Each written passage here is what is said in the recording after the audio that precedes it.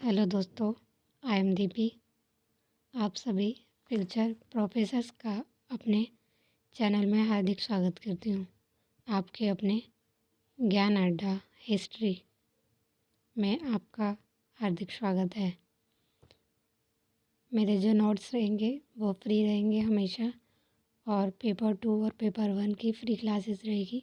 Paper 2 इतिहास masters की free classes रहेगी यूट्यूब पे हमेशा। स्टार्ट करते हैं हम अपने नोट्स। पाषाण काल, पूरा पाषाण काल, मध्य पाषाण काल और नवपाषाण काल।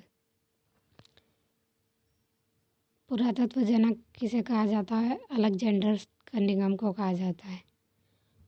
पूरा पाषाण काल में क्या क्या हुआ था? मनुष्य की जीविका का आधार क्या था? शिकार था और खाद्य संग्रहण था। ठीक है, मनुष्य निग्रह जाति के थे उस टाइम में, और आग आग आग जो है उसकी सिर्फ जानकारी थी पर उसका यूज़ नहीं कर पाते थे वो।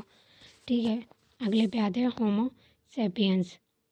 ये जो है लगभग 36,000 ईस्वी पूर्व ईसा पूर्व में आधुनिक मानव पहली बार अस्तित्व में आया था। ये क्वेश्चन कई बार पूछा गया, कब आया था? तो 36,000 ईसा पूर्व। पहला पालतू जानवर क्या था? कुत्ता था। मध्य पाषाण काल में पालतू बनाया गया था इसे। कौन से काल में? मध्य पाषाण काल में।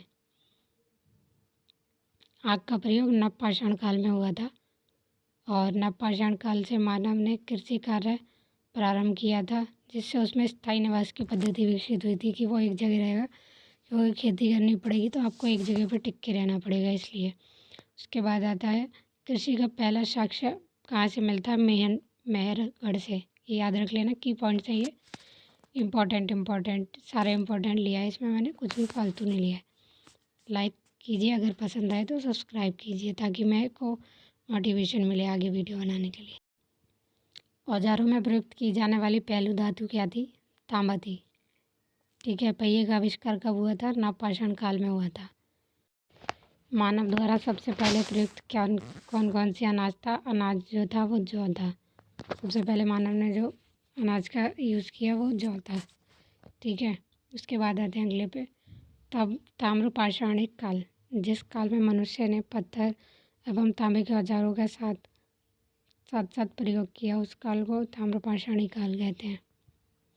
इसके मेन की पॉइंट्स हैं। तांबे का सबसे पहले प्रयोग 5000 ईसा पूर्व में किया गया।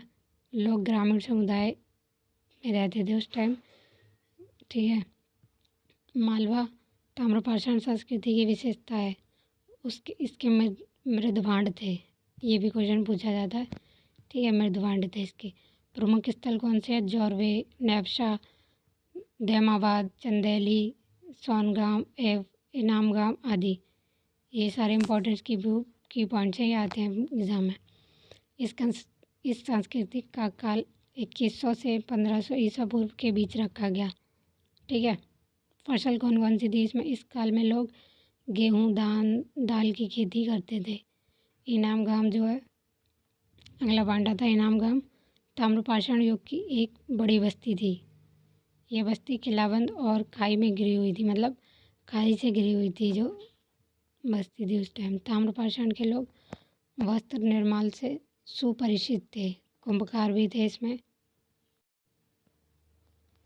कुंभकार थे, धातुकार थे, हाथी के दांतों के शिल्प, चूना बनाने वाले और खिलौने खान बनाने वाले कारीगर भी दिखाई दिए थे। ठीक है, दिखाए हैं, मतलब इस काल में ये सारे लोग थे ताम्रपाषाण के लोग।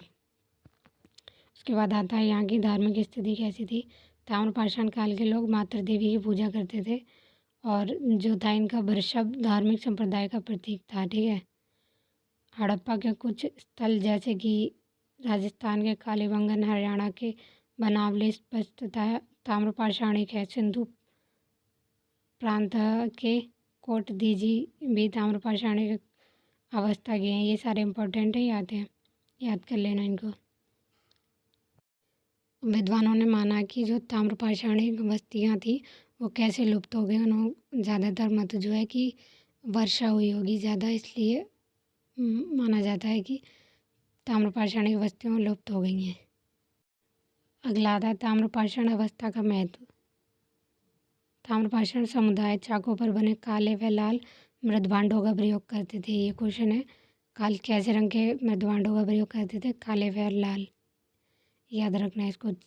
चित्रित मृदुभांडों का प्रयोग सर्वप्रथम कब हुआ? ताम्रपाषाणिक लोगों ने ही किया था।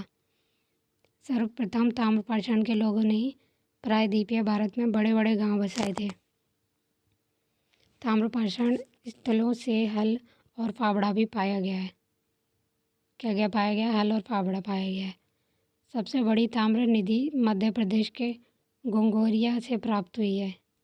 क्या प्राप्त हुई है? ताम्र निधि मध्य प्रदेश के घुंघोरिया से प्राप्त हुई है।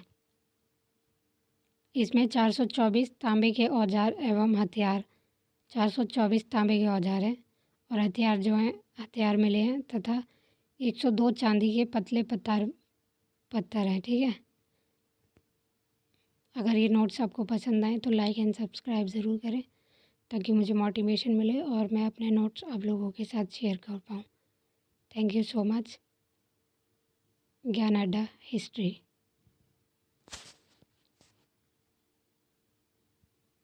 आपका कोई भी डाउट हो तो हमसे शेयर करना ताकि हम आपकी प्रॉब्लम को सॉल्व कर पाएँ और आपके पेपर को और आपके भविष्य को बेहतर बना पाएँ।